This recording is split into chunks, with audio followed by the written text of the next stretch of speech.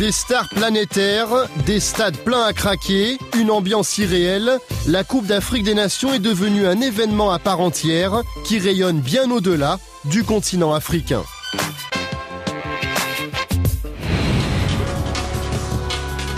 Une compétition qui attire du beau monde, à commencer par les recruteurs européens. En 2002, la CAN avait permis à Lyon de mettre la main sur le Malien Mahamadou Diarra. Cette année encore, Bernard Lacombe espère trouver l'oiseau rare. Il s'envole pour le Ghana dans la semaine. Il ne sera pas tout seul.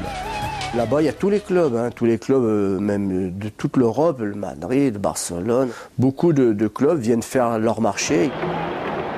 Le boom du foot africain remonte à une dizaine d'années. 2 hommes en sont à l'origine. Le premier s'appelle Roger Milla. Quel but superbe! En 90, il qualifie le Cameroun pour les quarts de finale de la Coupe du Monde, une première pour une équipe africaine. Le second est libérien, il s'appelle Georges Weah. Georges Weah, bien sûr, a été un exemple. Il a joué au Paris Saint-Germain, il a joué au Milan AC, il a été Ballon d'Or. Et puis à partir de là, on a l'impression que le football africain est devenu un football de plus en plus intégré au football européen, avec beaucoup de clubs qui ont investi en Afrique, avec la volonté de rechercher des talents, parce qu'on sait qu'en Afrique, il y avait des talents. Des talents sur un marché aussi très attractif. Il faut dire les choses telles qu'elles sont. Je vais acheter un joueur anglais à Manchester ou un joueur africain qui joue à l'ASEC d'Abidjan, le prix va être différent. C'est comme ça, c'est une injustice, mais c'est une réalité. Voilà pourquoi ils sont aujourd'hui si nombreux sur le vieux continent. Cette année, quelques 120 joueurs africains évoluant en première division, en France, en Angleterre, en Espagne, en Allemagne et en Italie, disputeront la Coupe d'Afrique des Nations.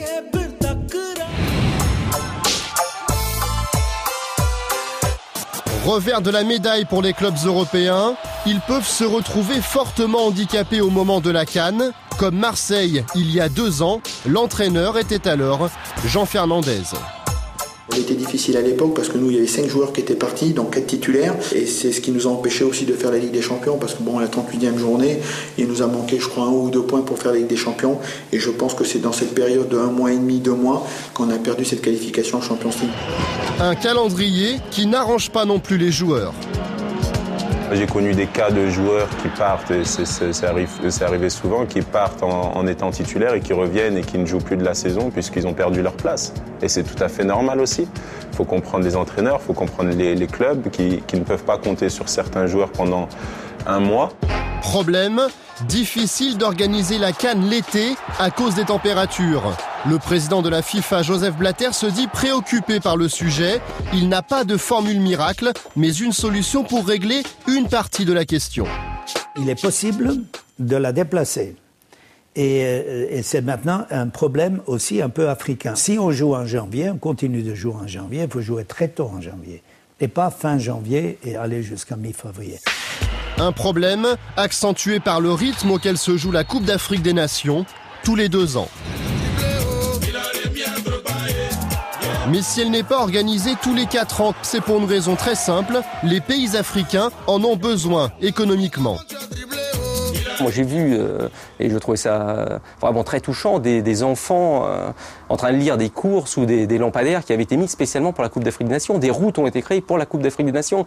Donc tout ça, on ne peut pas l'enlever. Donc ça dépasse largement le cadre du football. Moi je connais personnellement un chef d'État qui a dit un jour, parce que son pays a remporté la Coupe d'Afrique des Nations, j'ai la paix sociale sur 2 ans maintenant. On se souvient aussi de ce vibrant appel à la paix lancé par l'Ivoirien Drogba après la qualification pour le Mondial 2006. Il y a toutes ces richesses de ne pas sombrer dans la guerre comme ça. S'il vous plaît, déposez toutes les armes. Malgré les problèmes qu'elle pose, la CAN est devenue un événement incontournable. Je vous rappelle que